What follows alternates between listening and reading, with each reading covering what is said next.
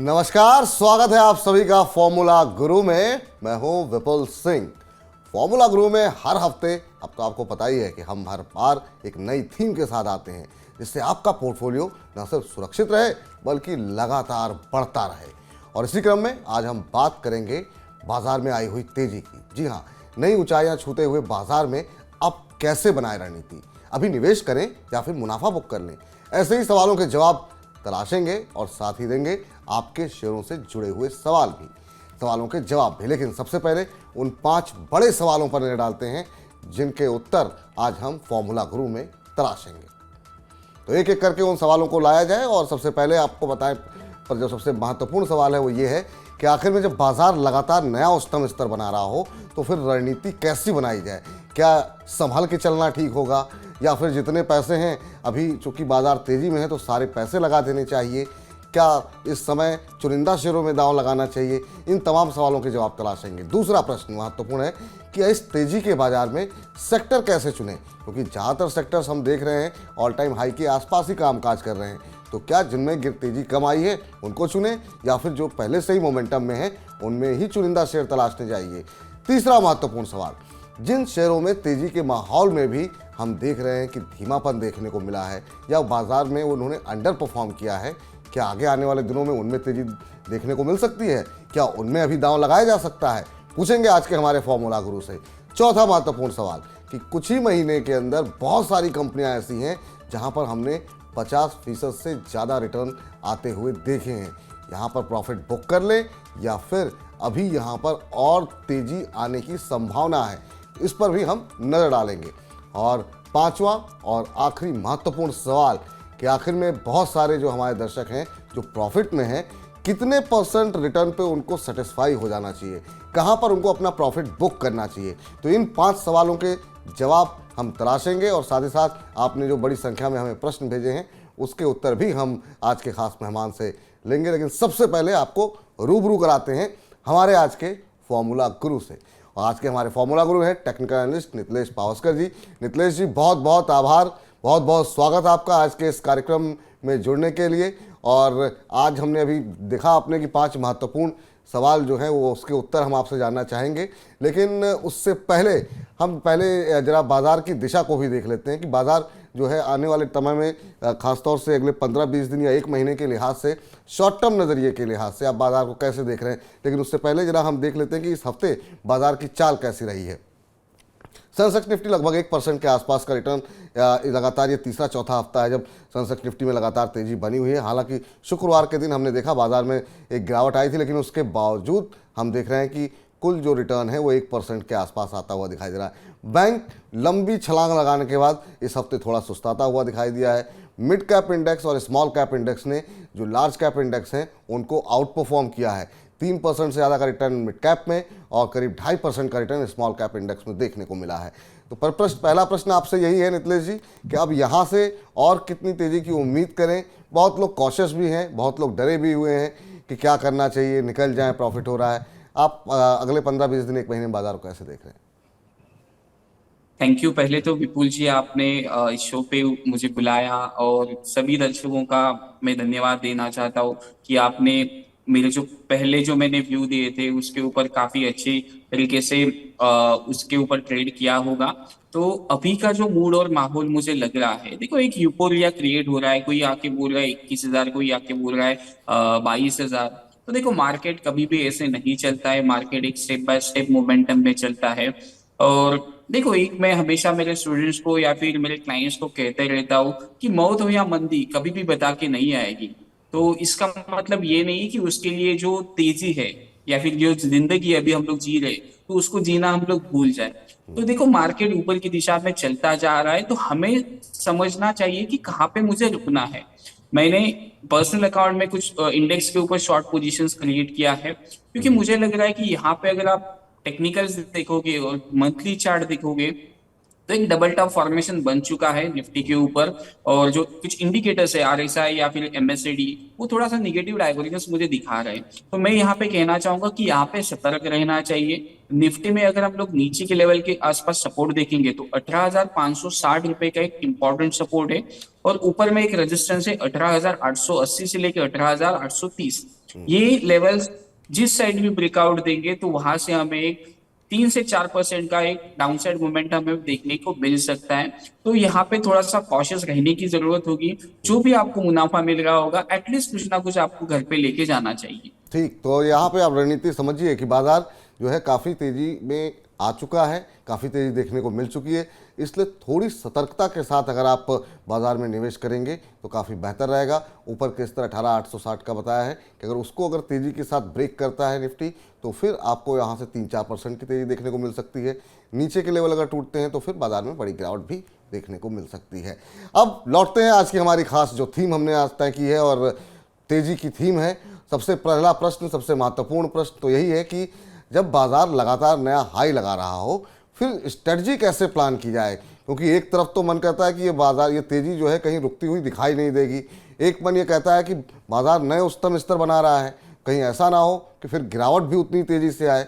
अब जरा सेंसेक्स और निफ्टी के चार्ट पर नजर डालते हैं कि किस तरीके का रिटर्न देखने को मिला है। और अगर 5 साल के चार्ट को देखें तो हम देख रहे हैं किस तरह का मोमेंटम आप देखिए कि लगातार बाजार में बना हुआ। और 2022 में खासतौर से आखिरी हिस्से की तरफ नजर डालिए, एक तरफा बाजार में रैली देखने को मिली है और इस समय बाजार जो है उच्चतम स्तर पर कामकाज करता हुआ दिखाई दे रहा है। वहीं निफ्टी में भी हम देख रहे हैं, और ये आप निफ्टी के चार्ट देख रहे हैं, ये सेंसेक्स के चार्ट आप देख रहे हैं कि किस तरीके का रुझान यहाँ पर देखने को मिल रहा है। अब इतनी ऊंचाई पे आके डर तो लगता है कि कहीं ऐसा ना हो कि यहाँ से ढलान भी बहुत तेज हो। आप क्या सलाह देंगे इस समय हमारे दर्शकों को कि वो अगर स्ट्रेटजी प्लान करनी हो तो किस तरह से स्ट्रेटजी प्लान करनी चाहिए इन्वेस्टमेंट के लिए?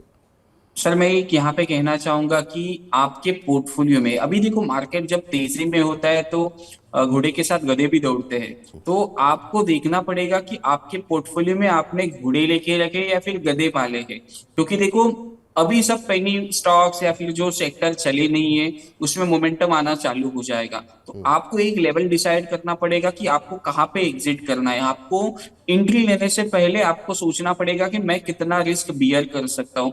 जैसे ही वो मेरा स्टॉप लॉस ट्रिगर हो जाएगा मुझे वहां से क्या करना पड़ेगा, एग्जिट करना पड़ेगा। तो अभी के लिए मेरा जो मार्केट के ऊपर व्यू है, जैसे आप 5 साल का रिटर्न देख रहे थे तो कोविड के बाद अगर हम लोग देखेंगे तो ऑलमोस्ट डबल से भी ज्यादा 1.5 गुना मार्केट हो चुका है। तो बिल्कुल। अभी जो रिटेल माइंडसेट है या फिर जो सब कुछ यूफोरिया क्रिएट हो रहा है उनको लग रहा है कि मार्केट यहाँ से नीचे कभी भी नहीं आएगा।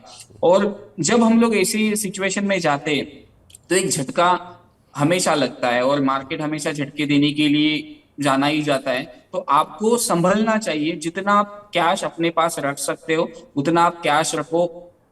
हर एक लेवल के ऊपर प्रॉफिट बुकिंग करते जाओ। देखो मैं हमेशा, भले भी मंदी का बोल रहा हूँ लेकिन मैं हमेशा एक चीज कहता हूँ, लॉन्ग टर्म में मार्केट अच्छा है, नीचे मिलेगा तो आपको लेना है, लेकिन आप किस लेवल के ऊपर लेते हो, आपकी क्वांटिटी कितनी है, इसके ऊपर भी थोड़ा सा आपको क्या करना पड़ेगा, ध्यान रखना पड़ेगा। तो संभल करके अभी बनाए रणनीति, सेक्टर का चुनाव, शेयरों का चुनाव समझ करके करें। लेकिन अब सवाल फिर वही आता है कि फिर अगर चुनना है तो कैसे चुनें। तो सवाल अगला हमारा महत्वपूर्ण यही है कि तेज़ी के बाज़ार में सेक्टर का चुनाव कैसे करें, क्योंकि ऑलरेडी हम देख रहे हैं कि बहुत सारे सेक्टर्स में अच्छी खासी तेज़ी आ चुकी है। ऐसे में क्या जहां पर तेज़ी नहीं देखने को मिली है उन सेक्टरों को ढूंढें, या फिर शेयर चुनते समय सेक्टर का भी ध्यान रखना आवश्यक है या नहीं है? बहुत सारी थीम को लेकर के इंटरनेशनल हम देख रहे हैं, अंतर्राष्ट्रीय स्तर पर कंसर्न है, जैसे आईटी को लेकर के कंसर्न है कि वहाँ पर हो सकता है कि अभी थोड़ी सी अनसर्टेनिटीज, मंदी का माहौल की बात हो रही है। तो ऐसे में सेक्टर चुनते समय किन बातों का ध्यान रखें? देखो हमेशा जब मैं एनालिसिस करता हूँ मार्केट का तो मैं माइंडसेट को लोगों के पढ़ना पसंद करता हूँ कि अभी रिटेल क्या कर रहा है या फिर जो बड़ा प्लेयर होगा वो उसकी साइकोलॉजी क्या होगी। तो अभी का जो मार्केट है, मैं जितना इस लास्ट 2-3 मंथ से देख रहा हूँ, जो स्टॉक चले नहीं है उनको एक मोमेंटम के साथ ऊपर जा रहे हैं। जैसे कि अगर आप सेक्टर की बात करोगे तो एक मीडिया सेक्टर मुझे लग रहा है, और रियल एस्टेट या फिर इंफ्रास्ट्रक्चर आप देखोगे तो मुझे उसमें एक डीएलएफ काफी अच्छा लग रहा है। एज ए डिस्क्लोजर मैंने क्लाइंट्स को रिकमेंड किया है 402 404 के लेवल के ऊपर। तो मैं ये चीज कहना चाहता हूँ, जो स्टॉक चले नहीं है आपको वहां पे पैटर्न्स देखने पड़ेंगे वीकली चार्ट्स के ऊपर।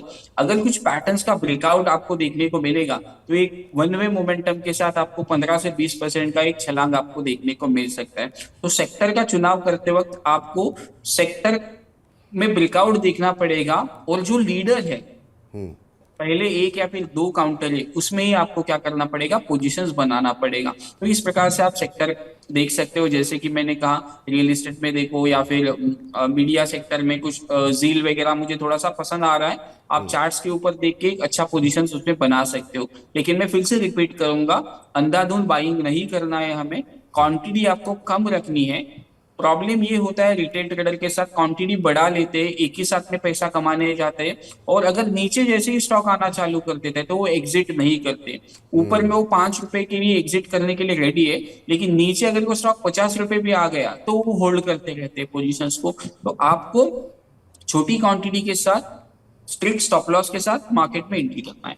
तो छोटी छोटी मात्रा में खरीदारी करें, चुनिंदा सेक्टर्स और सेक्टर में जो सबसे बड़े प्लेयर हैं उनमें आप खरीदारी कर सकते हैं। जैसे जिन शेयरों में, जिन सेक्टर्स में तेज़ी अभी तक देखने को नहीं मिली है, उदाहरण भी दिए गए जील के, इसके अलावा डीएलएफ अच्छा लग रहा है जो कि इन्होंने रिकमेंड किया है नितलेश पावस्कर जी ने। अगला महत्वपूर्ण सवाल कि जिसका भी हम जिक्र आपने किया और वो मेरे सवाल में भी शामिल है कि जिन शेयरों में इतनी तेज़ी के माहौल में भी धीमापन हम देख रहे हैं, क्या उन पे दांव लगाया जा सकता है, या आपको लगता है उससे पहले उनके फंडामेंटल्स देखने चाहिए, बाकी जो चीज़ें हैं उन पर भी नज़र डालनी चाहिए, उनके चार्ट्स पर नज़र डालनी चाहिए? जरा जिन्होंने अंडर परफॉर्म किया है, एक तरफ तो हम देख रहे हैं कि अभी हमने चार्ट दिखाए, अब जरा उन चार्ट्स पर भी नज़र डाल लेते हैं। अगर हम देखें तो अभी रियल्टी का जिक्र आप कर रहे थे, एक साल में अगर बाजार में हम देख रहे हैं करीब 7 से 8% का रिटर्न दिया है, तो निगेटिव रिटर्न रियल्टी के अंदर देखने को मिला है करीब 7% के आसपास का। वही हाल हम देख रहे हैं कि फार्मा में की भी स्थिति जो है बहुत अच्छी नहीं रही है, यहाँ पर भी 3-4% का नेगेटिव रिटर्न देखने को मिला है। क्या इस तरह से चुनने चाहिए कि अब तो सब चल रहे हैं तो हो सकता है इनका नंबर भी आ जाए और उस आधार से कंपनी छांटे, या फिर क्या सलाह रहेगी आपके हमारे दर्शकों को? जी सर, उसी थीम को जैसे आप कह रहे हो कि जो चला नहीं उसको देखना पड़ेगा आपको।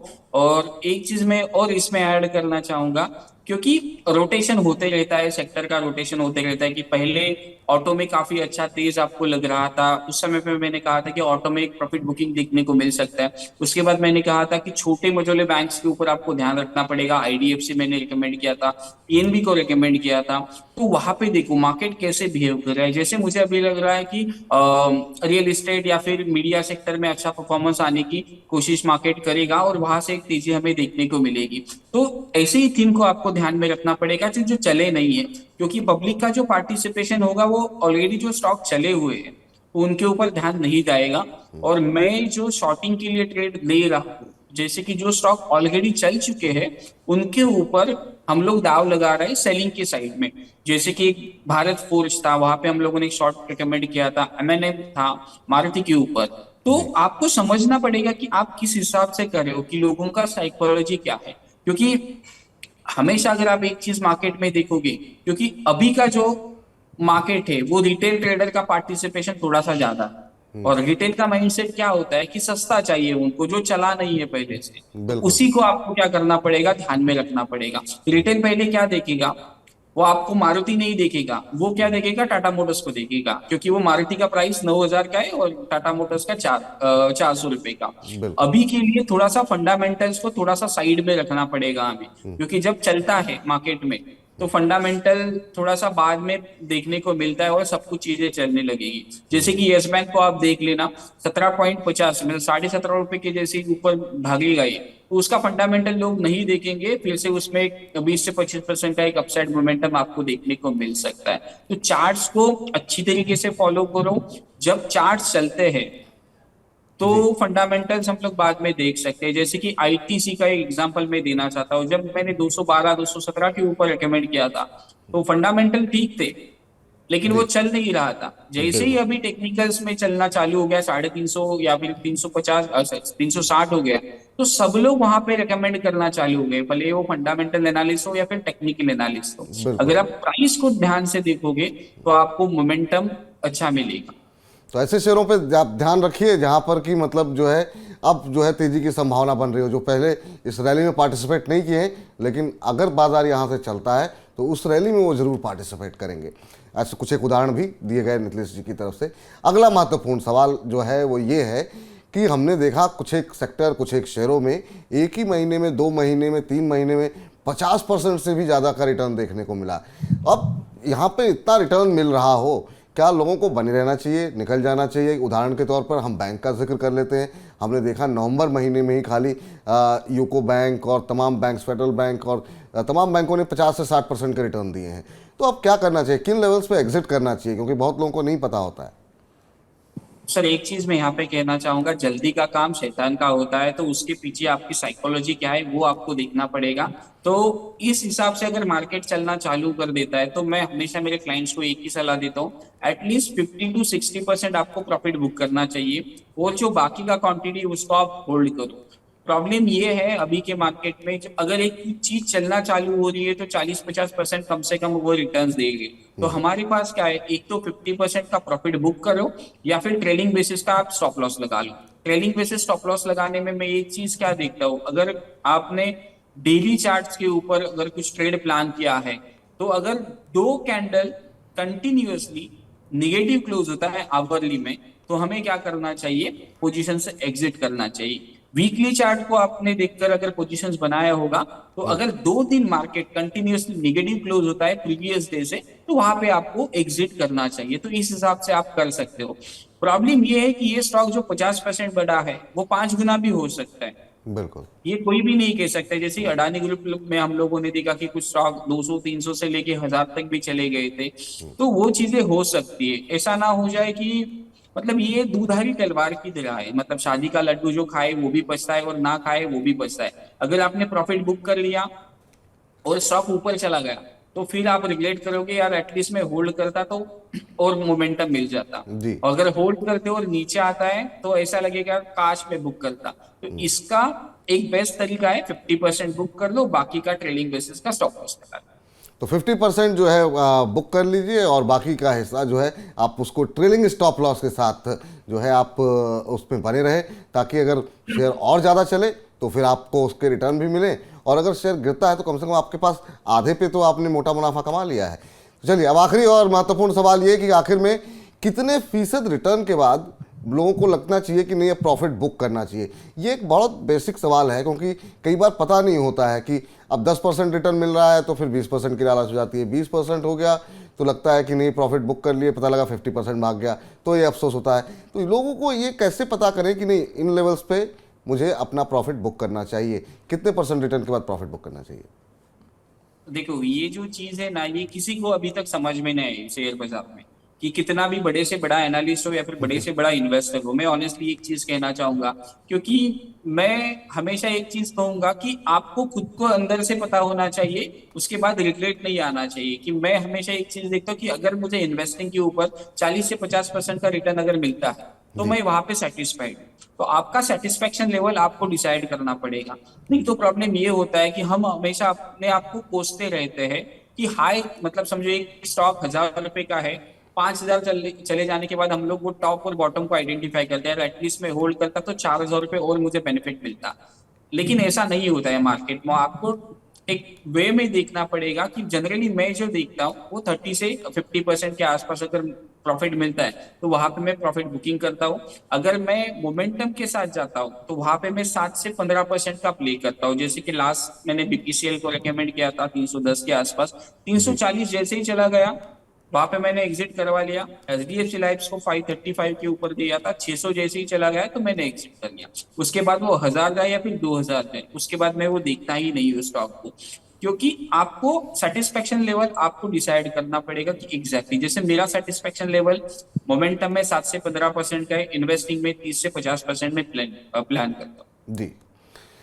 चलिए, तो उम्मीद है कि हमारे जो तमाम दर्शक हैं वो इस जवाब से काफ़ी जो है उनको पता लगा होगा कि आखिर में कहाँ पे एग्जिट करना चाहिए। अपने लिए खुद टारगेट एक सेट करिए, और आप नहीं कर पा रहे हैं तो किसी एक्सपर्ट से पूछिए, नितलेश जी जैसे लोगों से पूछिए, वो आपको बताएंगे कि यहाँ के लिए इमीडिएट टारगेट क्या हो सकता है। और अगर आगे के कोई नए टारगेट निकल के आ रहे हैं तो दोबारा सवाल पूछिए।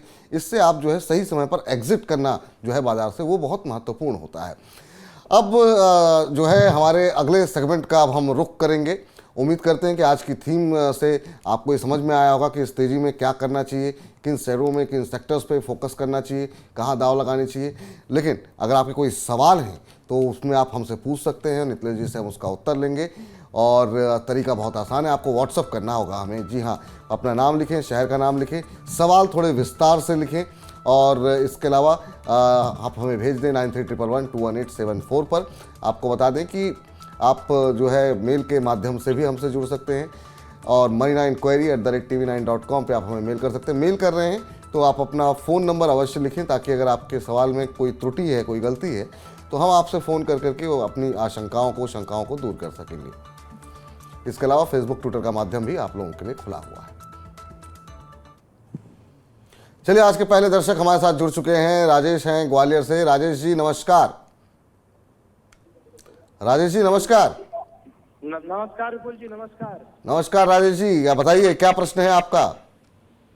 सर मेरा यही प्रश्न, बंधन बैंक के शेयर 300 रुपए के भाव पे लिए हुए हैं। अच्छा अच्छा। तो इसी में आगे मतलब मेरा निवेश सही है कि नहीं, ये जानना चाह रहा हूँ।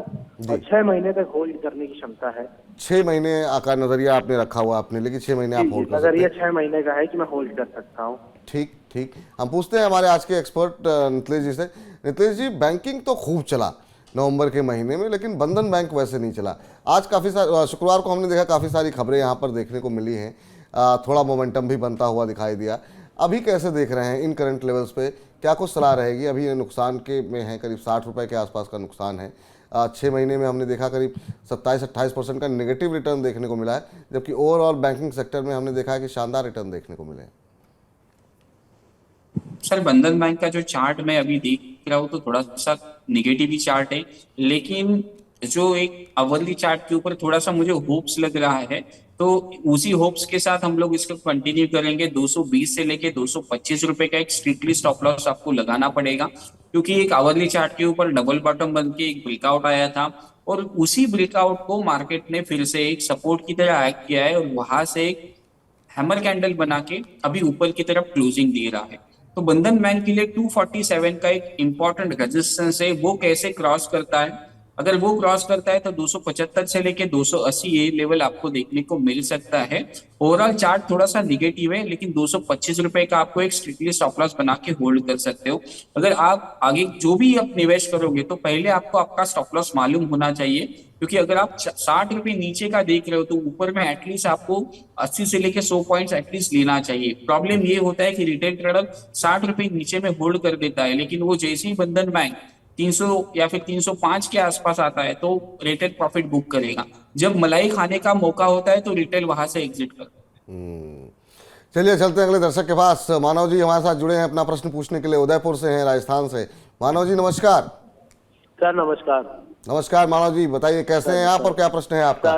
सर एकदम बढ़िया है। हमारा सवाल ये है सर कि मैंने अभी ना पेटीएम के जो है ना 50 शेयर खरीदे हुए हैं। इसका भाव जो है वो 536 रुपए पे है। अच्छा अच्छा। अच्छा तो कितने समय तक होल्ड कर सकते हैं आप इसे? सर टारगेट तो 1 साल का रखा है। 1 साल का? इतनी सारी लेकिन अभी नेगेटिव, जिस हिसाब से जो उसमें मूवमेंट हो रहा है उसको देख के मुझे समझ नहीं आ रहा कि क्या करूं अभी। तो इतनी सारी जो है मूवमेंट की खबरें जो आ रही हैं यहाँ पर, और ज़्यादातर खबरें नेगेटिव आ रही हैं, तो घबराहट नहीं हुई? आप 1 साल का नजरिया भी बनाए हुए हैं। हाँ हाँ सर, मतलब ये कि कहीं ज्यादा देर तक रखने से कहीं देर ना हो जाए फिर निकलने में। चलिए चलिए पूछते हैं हमारे आज के एक्सपर्ट से, नितलेश जी से।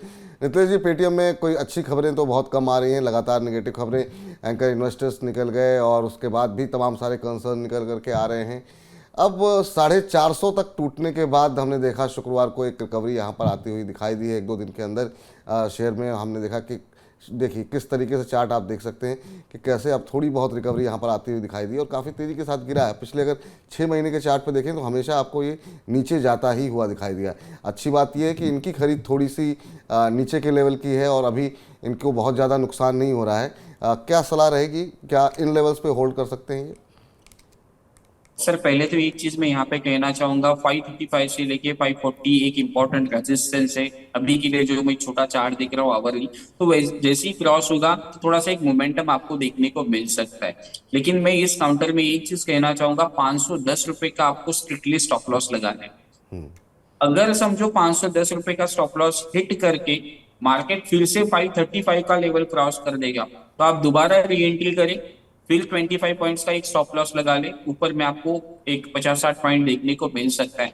देखो स्टॉक का जो आपने चुनाव किया है, मैं ऐसा नहीं कहूंगा कि गलत, पूरा का पूरा गलत चुनाव किया है, क्योंकि देखो प्रॉब्लम ये हो रहा है कि अभी के माइंड में कि सस्ता, जी। जो स्टॉक 2000 से गिर के या फिर 1500 से गिर के 500 आ गया है, वो 500 से 100 रुपए भी होने की ताकत रखता है। तो आपको यहाँ पे स्ट्रिक्टली स्टॉप लॉस के साथ क्या करना पड़ेगा, प्लान करना पड़ेगा। और क्वांटिटी छोटी है तो इस वजह से इतना डरने की जरूरत नहीं है। 510 रुपए का एक लेवल को ध्यान में रखे स्टॉप लॉस जरूर लगाए। स्टॉप लॉस जरूर लगाएं, 510 का लेवल ध्यान में रखें, उससे नीचे जाता है तो निकल जाएं। दोबारा अगर बाउंस बैक करता है तो आप दोबारा एंट्री कर सकते हैं वहाँ पर। अगले दर्शक ने हमें ट्विटर के माध्यम से प्रश्न भेजा है, राजीव जी हैं गोरखपुर से, और ये इजी ट्रिप प्लानर में निवेश करना चाहते हैं और इन्होंने अभी निवेश किया नहीं है। हम देख रहे हैं करीब 64 रुपये के आसपास अभी शेयर चल रहा है, 1 साल के लिए ये खरीदना चाह रहे हैं। अब प्रश्न यहाँ पर ये होता है कि अभी हमने देखा कि कुछ एक डेवलपमेंट भी यहाँ पर आती हुई दिखाई दी, कुछ एक टेक ओवर कंपनी जो है वो करने जा रही है। आप कैसे देख रहे हैं इजी ट्रिप प्लानर को? पिछले कुछ दिनों में काफ़ी जो है यहाँ पर थोड़ी गिरावट भी देखने को मिली है, हाल ही में स्प्लिट भी हुआ है शेयर। सर 67 का एक रेजिस्टेंस है, ये अगर क्रॉस कर देता है तो स्टॉक में मोमेंटम आएगा। 75 से लेके 80 ये इमीडिएटली लेवल आपको देखने को मिल सकते, लेकिन 64 रुपीज का स्ट्रिक्टली स्टॉप लॉस आपको प्लान करना पड़ेगा। 67 रुपीज के ऊपर ब्रेकआउट देखने को मिलेगा, 3 रुपए का आपका स्टॉप लॉस है। ऊपर में 75 से लेके 80 ये टारगेट के लिए आप प्लान कर सकते हो। या फिर दूसरा एक मैं और तरीका बताऊंगा आपको, जैसे ये स्टॉक 71 72 के आसपास निकलेगा तो आपको स्टॉप लॉस जो है वो कॉस्ट के आसपास लेके जाना है। हमें एक ही हाल में ये देखना है कि जो हम लोग पैसा लगा रहे हैं, पैसा पहले कैसे बचा सकते हैं, उसके ऊपर ज्यादा फोकस करना है अभी के मार्केट। चलिए इस बीच एक और खबर भी बता दें इजी ट्रिप को लेकर के कि कंपनी जो है नुटाना एविएशन को में 75% खरीदता जो है वो खरीदने वाली है। तो ये जो है महत्वपूर्ण यहाँ पर खबर एक है, इसके चलते हम यहाँ पर मोमेंटम बनते हुए देखा है। चलिए अब अगले चलते हैं अगले दर्शक के पास। दिव्या जी हमारे साथ जुड़ गई हैं लखनऊ से। दिव्या जी नमस्कार। नमस्कार सर।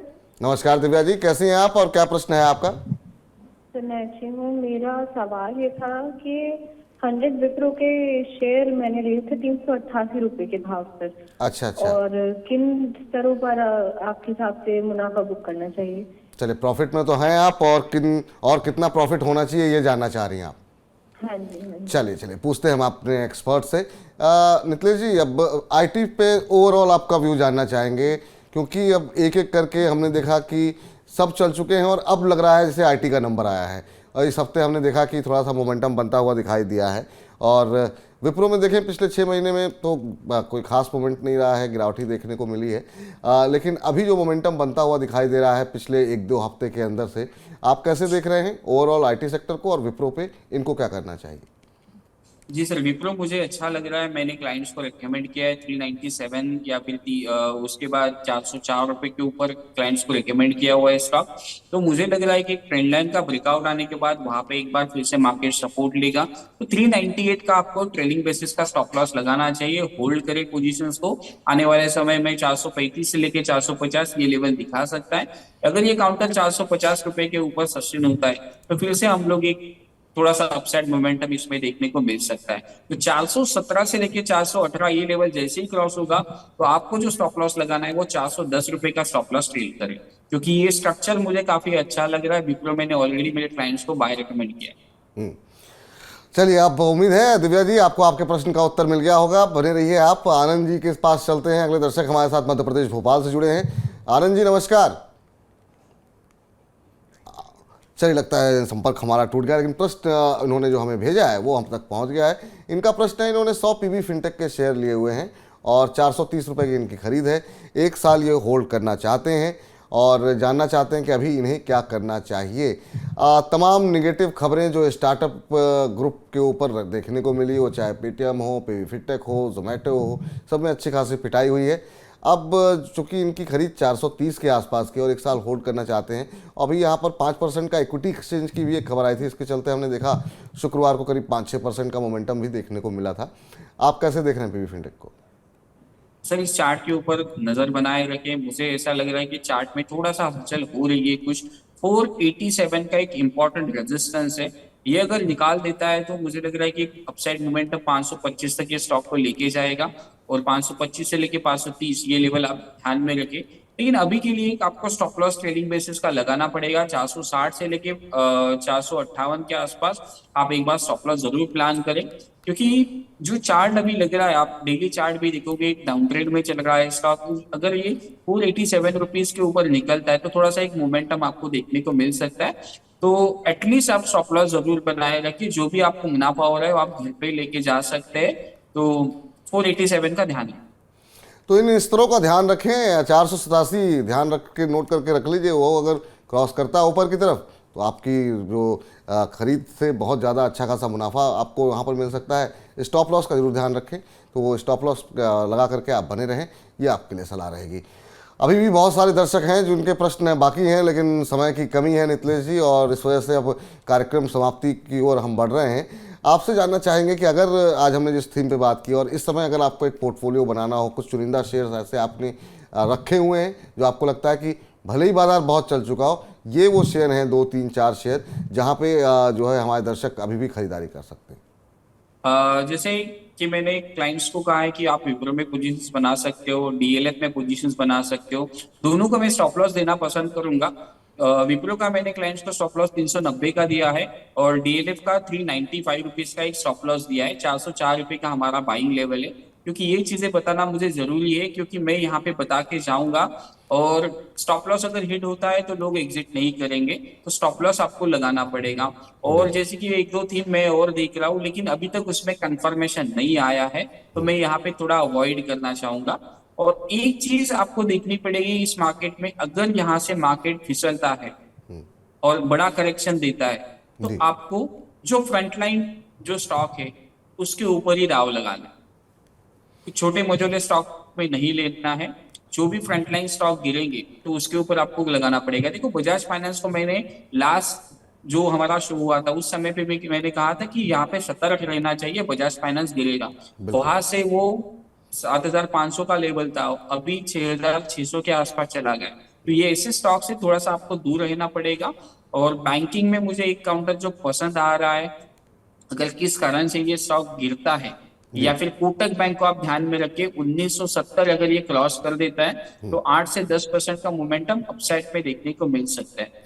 अगर ये काउंटर नीचे मिलता है तो आपको लेना पड़ेगा। अगर ये काउंटर किस कारण से 1400 या फिर 1380 इस लेवल में मिलता है तो थोड़ा सा क्वांटिटी यहाँ पे एक्यूमुलेट कर सकते हैं। तो ये 3-4 शेयर जो आपको बताए गए हैं, इसको आप कॉपी में नोट कर लीजिए, और जब नोट कर रहे हो तो अगर आप टारगेट नोट करते हैं तो स्टॉप लॉस भी रखिए, क्योंकि नितलेश जी टेक्निकल एनालिस्ट हैं, और जब भी आप किसी को फॉलो करें, चाहे वो फंडामेंटल एनालिस्ट को फॉलो करें या टेक्निकल एनालिस्ट को फॉलो करें, तो उनकी सभी बातों को फॉलो करें।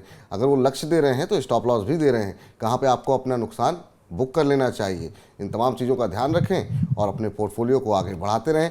बहुत बहुत शुक्रिया सर, बहुत बहुत धन्यवाद आज के इस कार्यक्रम में जुड़ने के लिए और तेजी के बाजार का मंत्र समझाने के लिए। चलते चलते कोई डिस्क्लोजर देना चाहेंगे आप?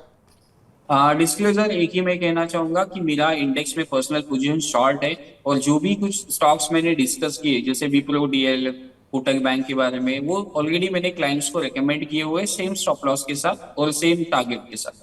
बहुत बहुत शुक्रिया, बहुत बहुत धन्यवाद आपका आज के इस कार्यक्रम में जुड़ने के लिए।